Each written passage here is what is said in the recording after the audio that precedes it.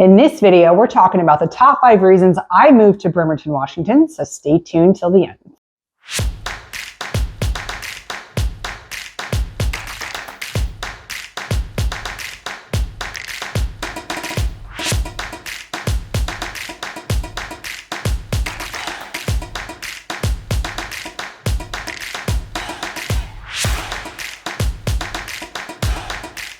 What's up, everybody? It's Cassandra Lopez with the Living in Bremerton channel. If you're new to the channel, be sure and subscribe and tap that little bell so you're notified every time I drop a new video. If you're moving to Bremerton for the first time, or maybe you've been here for a while and just want to learn more, be sure to subscribe, tap that little bell, and you can reach out to me directly. This is my cell phone and my email. Be sure to let me know how I can support your relocation to Bremerton, Washington. Okay, top 5 reasons I moved here. Well, reason number 1, and if you didn't know this about me already, I was active duty Navy for 6 years. So I moved here because I PCS'd with the Navy. So I really didn't have a whole lot of choice in that. I was allowed to give my top 3 choices. Bremerton was number 1. I think San Diego is probably 2 and Norfolk was number 3. But they were able to give me my first choice in billets. And so here I came. So here I am. And so now the next 4 reasons are going to be why I stayed after I got out, but maybe that's the case for you as well. Maybe you've never been to Bremerton and you're PCSing with the Navy,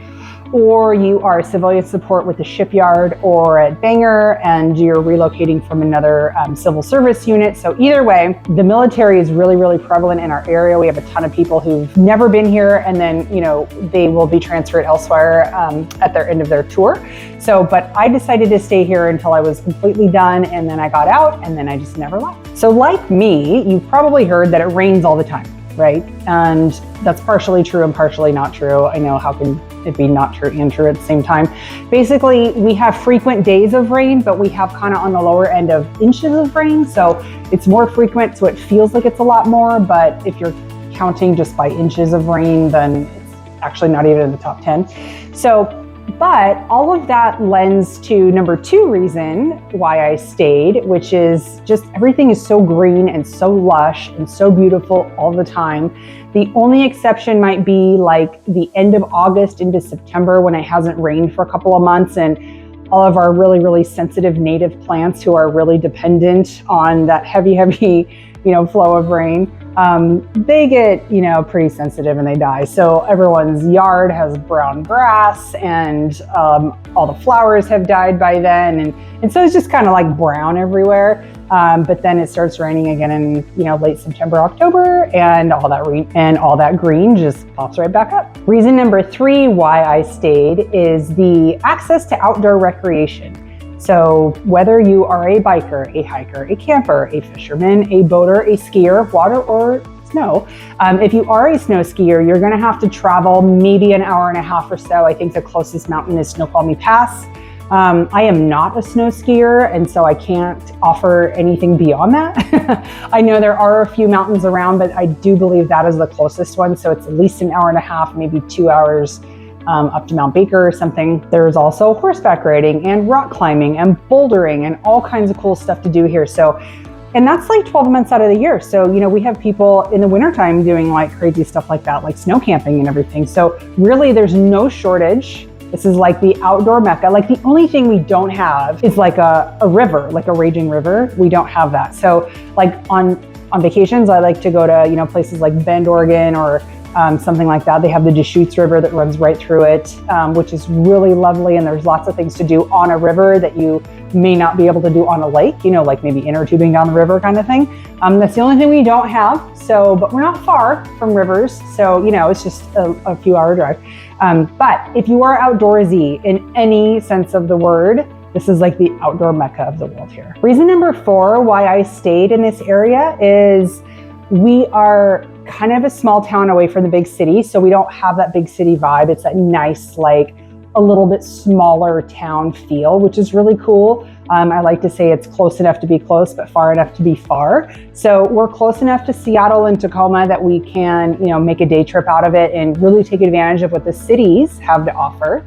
and then still get to come home to our nice quiet little corner of the peninsula here. We are about a 40-minute drive from Tacoma. So if you wanted to take a day trip to Tacoma to go to like the Point Defiant Zoo or park, or go to the Tacoma Dome, they have events there like every weekend, like different kinds of events. Like last weekend they had a home and garden show. Sometimes they'll have supercross races or a wedding expo, or you name it. It's like one of the most versatile venues in the state.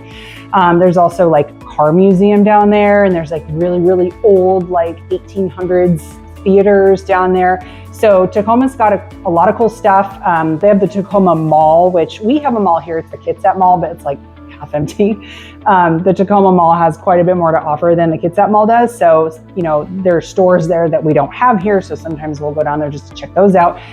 So it's not far, and then you can just come right home. Seattle, as I mentioned in a couple of previous videos, you're an hour ferry ride. So if you wanted to take the ferry over, go to Pike's Place Market or the Pacific Science Center, or go catch a ball game at one of the stadiums. The baseball, soccer, and football stadiums are about a 10-minute walk from the ferry. If you wanted to go see a hockey game at Climate Pledge Arena, that's about a 15-20-minute drive. So that would be car dependent, maybe catch an Uber or something like that. So you could do that. There's also the iconic Space Needle you can visit. It's got a rotating restaurant on the top, so that's pretty cool. So there's lots of stuff to do in Seattle, and then you just hop the ferry right back home. Reason number 5 why I stayed is the artisan culture. So this kind of goes hand in hand with number 4, which was like the small town vibe. So the artisan culture to me is like all the small businesses, the mom and pop stuff, all that stuff, which I really love. And all of our downtowns are full of it. So if you're downtown Bremerton, Port Orchard, Poulsbo, Kingston, Silverdale, they all have their own flair, their own vibe, their own great little shops. And I really enjoy spending time at all those places because you get a different feel. It's kind of away from your normal spot maybe, and you get to go have a coffee or visit a local bookstore or a pottery store or an art store, do a wine and sip. There's all kinds of fun stuff to do that the local area and the local small business owners have made available to us. One of my and my daughter's favorite things to do together is I will take her up to Poulsbo and we'll go walk around downtown and visit all of their shops, and she'll buy some earrings, or we'll get some ice cream, or we'll do whatever. And it's just fun. Even if you don't want to go spend any money, it's a really lovely place just to like walk around and just be. And sometimes that's one of our favorite things to do if we have a nice weather on a Saturday or something like that. So if you like that video, go ahead and give me a thumbs up, tap that little bell so you are notified every time I drop a new video. Be sure to share this one with a friend if you think they might benefit, and please don't hesitate to reach out and let me know how I can support you. Bye for now.